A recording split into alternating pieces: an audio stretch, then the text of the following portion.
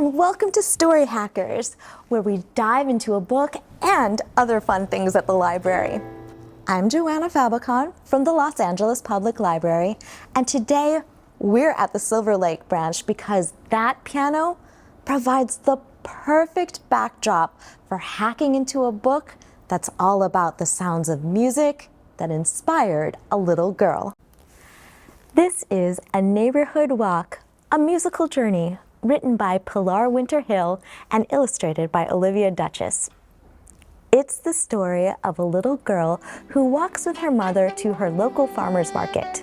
On their way, she hears the most enchanting sounds from musicians on the sidewalk, on the subway platform, and in the street. It's almost as if the sounds are guiding her to keep going. When she reaches the farmer's market, she hears a sound that makes all the other sounds fade away. It's the sound that stirs everything wonderful inside of her, takes hold, and never lets her go. Let's do a musical intro for our next book. I'm going to use one of my favorite library story time songs. Hello, friends. Hello, friends. Hello, friends. It's time to say hello. This book is about the brain and how it functions and accomplishes daily tasks such as taste, touch, and smell, and it has 52 different experiments to learn more about the brain.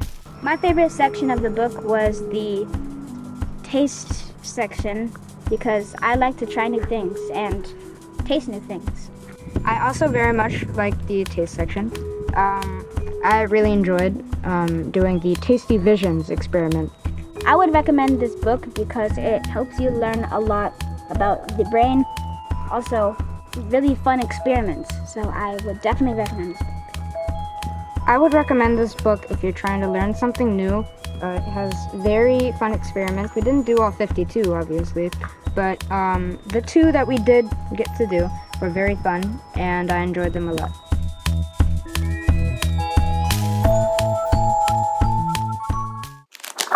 I wanted to tap into Penelope's experiences she had while hearing all of the music on her walk. We'll use The Science of Song. How and Why We Make Music by Alan Cross, Emmy Cross, and Nicole Mortellaro. In addition to learning what music is, we learn the science behind why we like the type of music we do and what it may say about us. Remember how the music Penelope heard made her dance and buzz? She got pulled into a dream, and she even got sad when the sounds faded away. And there was one musical instrument she heard at the farmer's market that made her forget all of the other sounds and which greatly inspired her. I can feel those notes, she thought. I'm going to make that music too. Can you guess what the first musical instrument was? Our own body! Scientists think that 50,000 years ago, our vocal cords developed enough to allow speaking and singing. This book looks at the history of music and how science has changed the way we create and listen to it. So head over to the 780s, the music section, to find this book and more.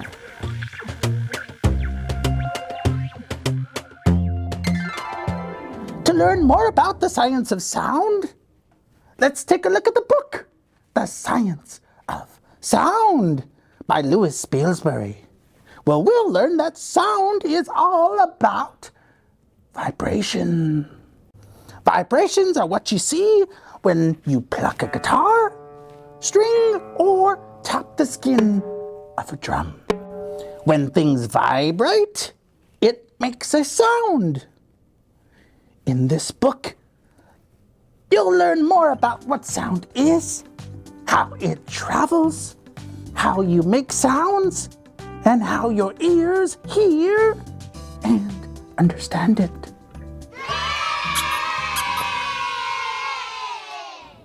Now that we know some of the science around music, I wonder if we can create our own instrument. Today we'll be making a cardboard ukulele. Here are the materials you need: a tissue box, a paper towel roll, white glue or hot glue gun, pom-poms, large rubber bands, craft popsicle sticks, pipe cleaners, scissors, and optional paints of your choice. The first step is to glue in our popsicle sticks on the inside of the box. Next step.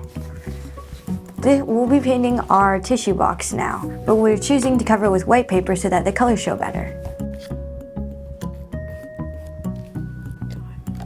Now we're making the tuners for the neck of the ukulele. This is where you're going to need your pipe cleaners and a pencil to punch the holes. Also some scissors. Now you're going to take your large rubber band and wrap 4 of them around your ukulele box, like this. And then straighten it out and add 3 more. Now you'll have to make some cuts in the bottom to attach it to the ukulele.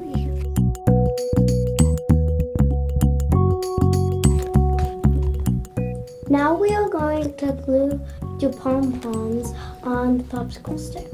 Now you're done with your homemade ukulele.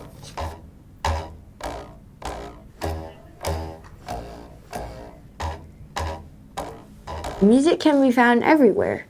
Let's learn how you can find music in the library.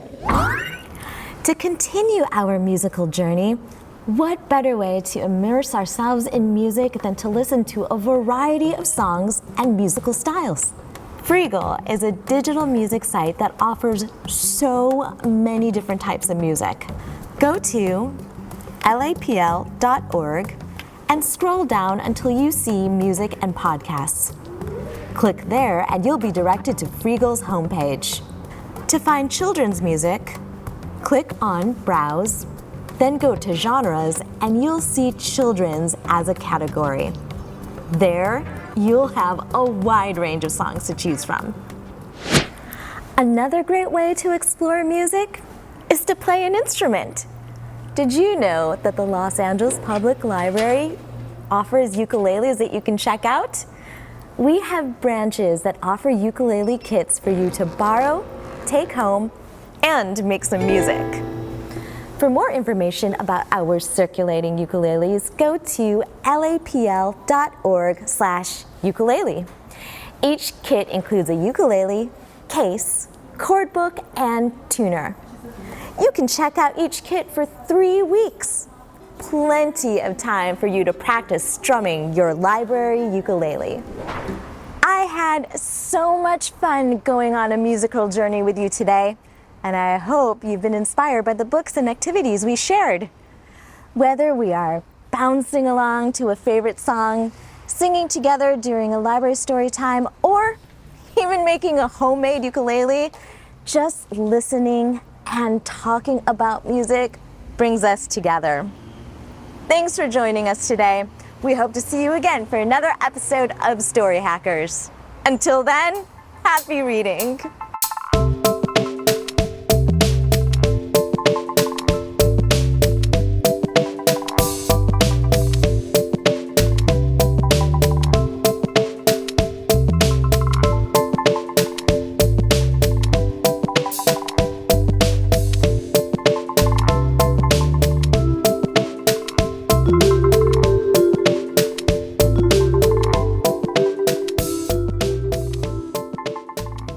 Hello, I'm John Zabo, the City Librarian for the Los Angeles Public Library, and I hope you enjoyed watching today's episode and learned something exciting and new.